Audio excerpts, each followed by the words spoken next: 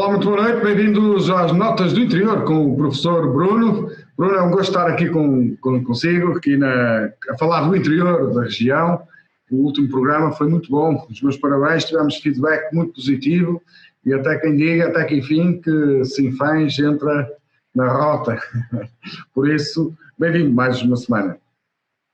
Muito obrigado, desta vez à distância, não é? Fruto das novas circunstâncias e da pandemia, e desde já fica aqui também esse alerta para que a população em geral, todos nós, sigamos aquilo que são as recomendações da DGS e façamos por nos proteger a nós e aos outros, obviamente.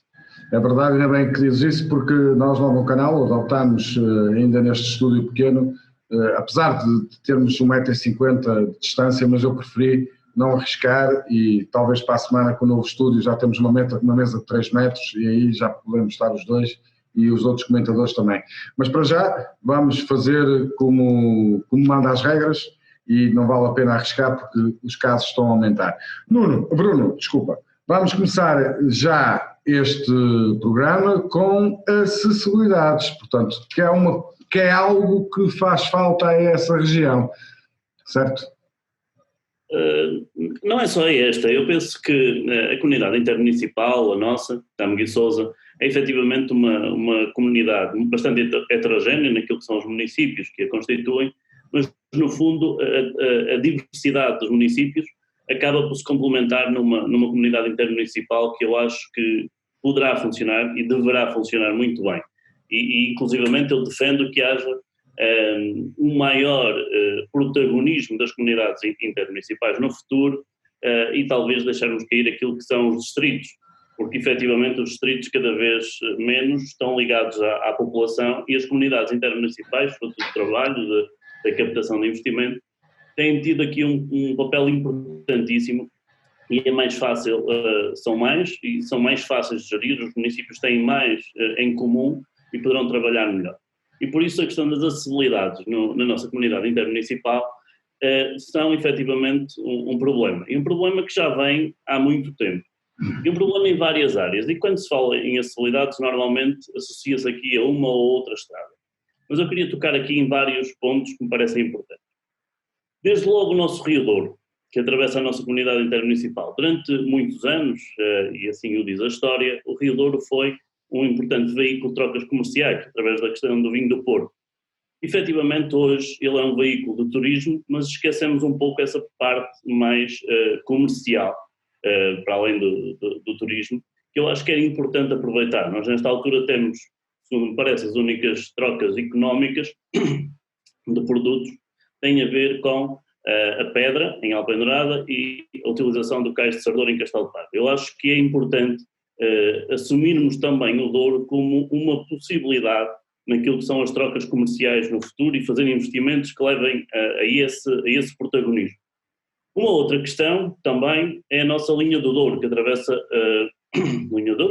os concelhos de Paredes, Penafiel, e que depois segue na margem do Douro, atravessando o Marco, Baião, e que também serve o concelho de Sinfãs. A linha do Douro foi eleito há algum tempo pela Comissão Europeia como um exemplo de um potencial económico e que não está aproveitado. Ainda recentemente houve a Cimeira Ibérica e mais uma vez a linha do Douro e a ligação à Espanha ficou de fora. A linha do Douro é, no meu entender, um importante foco também de desenvolvimento económico e de fixação de pessoas no interior. Repare que nós estamos a poucos quilómetros do Porto e demoramos mais de 1 hora a chegar ao Porto. Ora, nós percebemos hoje que as grandes cidades europeias têm uma rede de transportes públicos, nomeadamente comboio, que permitem ir e vir todos os dias para o trabalho, para os grandes centros. E eu penso que essa também era uma possibilidade e uma forte possibilidade para fixar gente no interior. Mas, Bruno, de comboio, quanto tempo é que é, por exemplo, da estação de São Bento até, penso eu, qual é a estação aí de Sinfãs, do concelho? Porto Antigo. Nós não temos isso em Sinfãs, embora a de Porto Antigo, ou de Mosteirão, melhor dizendo, fica muito próximo de Sinfãs e pode servir a população. Mas mesmo assim estamos a falar sempre na questão de 1 hora. 1 hora. Obviamente que aqui um investimento maior permitiria que houvesse, que seria um veículo de transporte a utilizar pelas pessoas, a ir e a vir todos os dias para o concelho e aí possibilitando até a fixação de gente no interior. Uma outra questão também, e agora já mais na parte da rodoviária, tem a ver com a nossa Nacional 222. Paulo, não sei se tens ideia disto, mas hoje todos nós ouvimos falar da Nacional 2 como um foco importante de turismo. Há muita gente de moto, de bicicleta, de carro, a fazer a Nacional 2 de norte a sul do país, atravessando Chaves a Faro. Ora, a 222 estará muito próximo, acredito eu, daquilo que é este potencial turístico. Há muita gente hoje, eu arriscaria a dizer milhares de pessoas hoje, a circular na 222 como um foco de turismo. As pessoas fazem a 222 para conhecer aquela que é, afinal de contas, eleita há algum tempo, a estrada mais bela da Europa para conduzir. E aqui também eu acho que há um importante investimento, não só na requalificação e sinalização desta estrada, como na sua dinamização, ainda potenciar ainda mais aquilo que é o seu potencial turístico, mas por outro lado não esquecer que esta estrada também serve uns concelhos do interior, estou-me a lembrar de Castelo de Paiva, estou-me a lembrar de Sinfãs, de Rezende, e que necessitam muito de acessibilidade, e por isso é necessário manter o traçado, retificá-lo, sinalizá-lo, mas por outro lado também fazer aqui algumas variantes no sentido de encurtar distâncias e possibilitar uma maior mobilidade também dentro da nossa comunidade internacional. Depois, temos as velhas bandeiras que muita gente fala, que muitos governos falam, mas que efetivamente nunca saíram do papel. E eu penso que aqui os autarcas da região têm que se unir e têm que falar a uma só voz, e não é só fazerem um determinado comunicado numa situação. Infelizmente, a queda da ponte entre os rios fez com que, de um momento para o outro, se criassem duas pontes no mesmo sítio. E eu não consigo perceber como é que uma reivindicação de há muitos anos, seja constantemente esquecida. E estamos a falar aqui de três situações que são muito importantes. A ligação do Concelho de Castelo de Paiva à 42, que já veio neste governo socialista como potencializando a ligação à zona industrial também que Castelo de Paiva tem no fundo do concelho, continua na gaveta, sem a ligação. Temos um pouco de estrada que lá está, foi inaugurado, foi aberto na altura da queda da ponte dos rios e foi completamente esquecido a partir daí. Temos a ligação à A4 de Sinfãs e de Baião, que mais uma vez um estudo de viabilidade ambiental voltou a colocar esse projeto na gaveta, e temos o nosso IC35. Eu acho que são projetos a mais na gaveta para uma região que precisa urgentemente destes investimentos. E por isso eu deixo aqui também a minha voz de discordância face àquilo que têm sido os sucessivos governos, e um apelo para que os municípios tenham aqui uma atitude de força para com o Governo Central, seja ele do Partido Socialista, do PSD, de coligação, seja o que for. São obras fundamentais para a região, delas depende a fixação de pessoas no interior, delas depende a própria comunidade intermunicipal e a sua solidez, e por isso tem que haver obrigatoriamente aqui investimento do Poder Central para que estes projetos se concretizem o mais rapidamente possível. Muito bem, essa é a nota negativa que começa o programa. A seguir, nota positiva, e bem, acho muito bem, as IPSS, porque principalmente nestes tempos tão difíceis tem sido muito importante para o apoio à sociedade e à comunidade, principalmente àquela comunidade mais idosa. Estamos a falar de uma região que muitos das pessoas que estão nas IPSS, os filhos estão fora do país. É importante estas organizações para a comunidade, não é, Bruno? Sim, Paulo, elas não são importantes só agora, elas são importantes sobretudo no interior há muitos anos, são elas o motor, eu acredito, de ainda ir ficando algumas pessoas no interior do país. A ela se deve efetivamente essa questão que falaste de cuidar das pessoas, dos mais velhos que ficaram no interior, enquanto os mais novos saíram para o litoral para trabalhar, mas a elas também se deve um papel muitíssimo importante naquilo que é a fixação de alguns jovens, porque foi graças a elas que se fixaram jovens, algumas pessoas até licenciadas, porque trabalham nessas instituições. Mas é preciso perceber também, é uma nota positiva, o excelente trabalho que eles fazem, o excelente trabalho que as direções fazem. Infelizmente, hoje parece que se apontou muito o dedo porque surgem nos casos, e agora começa-se a perceber que há IPSS no interior, que há os lares, que há os centros de dia, mas eles têm feito um trabalho muito meritório à custa daquilo que são os seus colaboradores, os seus dirigentes, e por isso aqui a minha nota positiva. E repara que os funcionários destas instituições não deixam de estar a desempenhar uma função do Estado. Os seus salários, por exemplo, não são comparáveis àquilo que é um salário de um funcionário na função pública. E desde logo aqui há uma injustiça para com esses funcionários no sentido de deveriam ser equiparados àquilo que é aquilo que paga o Estado aos seus funcionários. Mas isso não acontece efetivamente. Por outro lado, também é a falta de investimento e a falta de atualização das tabelas, muitas das vezes, para com as IPSS por parte da Segurança Social. E eles têm aqui uma nota positiva da minha parte, obviamente, pelo trabalho que desenvolvem, mas isto também não deixa de não ser uma chamada de atenção para que o Governo Central olhe para estas IPSS não só como um instrumento que utiliza para garantir aquilo que deve ser o seu dever enquanto Estado, mas também para fazer o trabalho que o Estado deveria fazer, mas também olhe para isto como uma forma de ajudar o interior, de ajudar as pessoas do interior. E, efetivamente, estas questões parecem muito importantes. Equiparar aquilo que é os salários dos funcionários àquilo que é a função pública, através de um aumento daquilo que é as comparticipações do Estado a estas IPSS e valorizando, efetivamente, aquilo que é o seu trabalho. Muito bem, fica aqui a nota positiva. Agora, sugestões culturais, queres falar, e é cultura, mas também diria que é as raízes, que é as bandas filarmónicas que tanto animam e praticamente, muitas vezes é quase obrigatório numa festa popular, aquele coreto que todos nos habituou, quando éramos crianças, que íamos com os nossos pais, e ver estas bandas que muitas vezes não são reconhecidas, e tu queres dar esse reconhecimento, certo? Sim, Paulo, efetivamente os coretos, não é? Os coretos que estão no meio das aldeias e que durante este verão ficaram vazios. E eu trago aqui esta nota cultural exatamente para isso.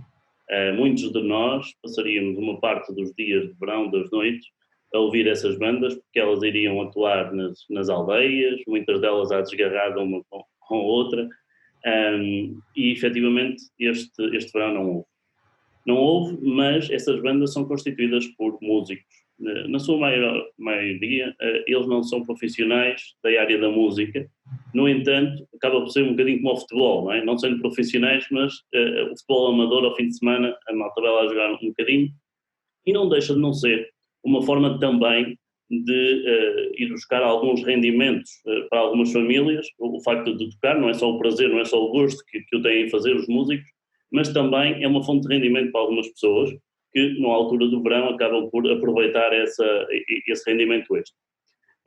E nesta altura nós fomos impedidos de o fazer, fruto desta pandemia. E eu deixo aqui essa nota. Nós em Sinfãs temos várias bandas, somos dos concelhos que temos mais bandas filarmónicas a tocar, e queria deixar esse reconhecimento. Não é fácil encontrar mesmo nas páginas pessoais, nas redes sociais, assim dizendo, não é fácil encontrar música, mas era um apelo para que ouvissem a música destas bandas, mesmo agora nesta altura. Tentem procurar nas redes sociais. Em Sinfãs temos a banda de Nespreira, a banda de Tarouquela, de Santiago Piens, de Ferreiros e de Sinfãs. Tentem procurar. Por que não fazer um contacto para que possam adquirir um CD? Também seria uma forma de ajudar, tornando-se até sócios. E eu deixava aqui uma sugestão para que na banda de Sinfãs, na banda de Santiago Piens, de Sinfãs, para que possam procurar uma música que está lá publicada, para que possam ouvir, que é tocada por um colega meu de escola, em fagote, que é o Ave Maria de Schubert, que é uma música lindíssima. Obviamente que não é uma banda, mas também eu queria, com isto e com esta minha intervenção, homenagear todos os músicos que tocam nessas bandas. E eu acho que ouvir aquela música, e também do meu ponto de vista pessoal, diz-me muito essa música, marca um momento importante da minha vida, e por isso queria partilhar também com os telespectadores esse ato musical, e eu acho que era importante que pensássemos nisso e que também, dentro das nossas possibilidades, que apoiássemos as bandas do nosso concelho. Muito bem. da nossa região. E depois, a outra rubrica que trazes e que na semana passada muitas pessoas gostaram e que acho muito bem, que é a gestão de viagem, que é, desta vez, deixa lá ver se eu consigo dizer bem o nome, que é o Vale de Bestança, não é? É o Vale de Bestança. Disseste bem e desde já ficas convidado a vir cá, É nunca verdade. mais te vais esquecer do nome, certamente. É verdade. O Vale do Bestança é um vale encantado em Sinfãs, é, segundo especialistas, o vale com maior diversidade de fauna e de flora do país, e por isso vale a pena visitar. Obviamente que visitar de carro será uma coisa, e aí poderemos parar, por exemplo, a partir da freguesia de Tendais, começar a explorar todo o vale e começar a explorar, e voltamos à mesma história da semana passada. Eu sou amante da gastronomia e aí certamente encontram vários restaurantes que podem degustar as iguarias de Sinfãs e, por que não, os bolos de manteiga do concelho de Sinfãs. Mas depois, ingressando pelo Vale do Bestança, e aqui talvez seja melhor de sapatilhas e de mochila às costas, irão passar pela ponte românica de Covelas, irão descendo. Já agora deixo aqui uma dica que, embora com a pandemia possivelmente não se realizará, mas existe uma Associação para a Defesa do Vale do Bestança, faz todos os anos uma caminhada de 2 dias a descer o vale, que é qualquer coisa de extraordinário, que eu aconselho vivamente a que o façam. Mas estava eu a dizer, então, descendo o Bestança e terminando na Foz do Bestança, junto ao Rio Douro, podem visitar o Centro Interpretativo do Vale do Bestança, podem se deliciar num barzinho que tem também no fundo, que é o Refúgio do Bestança, e depois visitar também a Aldeia de Pias. E a Aldeia de Pias é engraçado porque já apareceu na comunicação social várias vezes nos últimos tempos, até na revista Evasões, e deve sobretudo àquilo que é um trabalho de um jovem, cá está os jovens que falávamos no último programa, um jovem que ama a sua terra, que tem se dedicado a divulgar a sua terra através das fotografias e que efetivamente conseguiu este verão que fosse um dos maiores polos da atração turística no nosso concelho. Existem também, já agora, se quiserem fazer um fim de semana, várias unidades hoteleiras no concelho de Sinfãs e ali nos arredores, que vale a pena visitar e que podem ficar alojados com umas vistas para a serra e para o rio fantásticas, e por isso deixo aqui essa minha sugestão de viagem para os próximos tempos. Muito obrigado, Bruno. Foi mais umas notas do interior com o professor Bruno e espero que para a semana nós possamos estar no novo estúdio e pessoalmente, porque é sempre um gosto estar contigo e continuar a promessa de eu ir aí para comer o cozido, não me esqueça do cozido, aí na tua região. Bruno, muito obrigado. Visitar o Vale do Bestança, cá espero, com dias melhores que o Covid nos deixe ficar. E desde já também me permite aqui um desabafo relativamente a esta questão do Covid. Efetivamente nós tivemos uma primeira fase muito complicada, onde nós tínhamos muitas medidas e foram tomadas muitas medidas por toda a gente. O que me parece nesta altura é que, fruto daquilo que eu até concordo, não se possa voltar a parar a economia, não sei se não existe algumas medidas completamente a bolso naquilo que é a saúde pública e a defesa da saúde pública. E agora que falaste no almoço, deixa-me dizer que ontem fiquei triste, porque fui a um restaurante e numa mesa ao lado vieram 2 casais, cada um deles com uma criança, ou seja, as tais 6 pessoas de que se fala. E a verdade é que os pais jantaram numa mesa e os filhos jantaram na outra, completamente, numa ao lado, não é?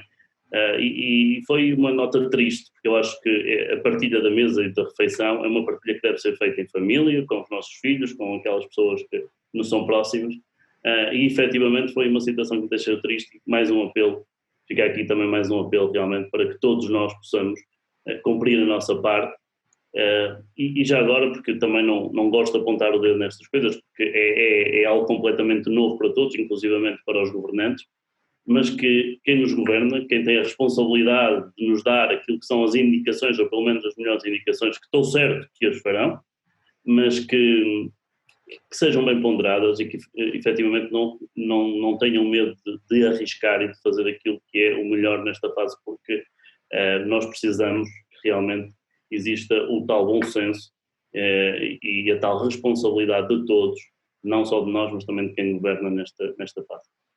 Bruno, muito obrigado. Voltamos para a semana de uma boa reflexão, porque realmente o Covid está aí, está perto de nós e nós temos que nos cuidar a nós para cuidar dos outros. Foi os nossos anteriores, voltamos para a semana com mais um programa de comentários com o professor Bruno. Uma boa noite.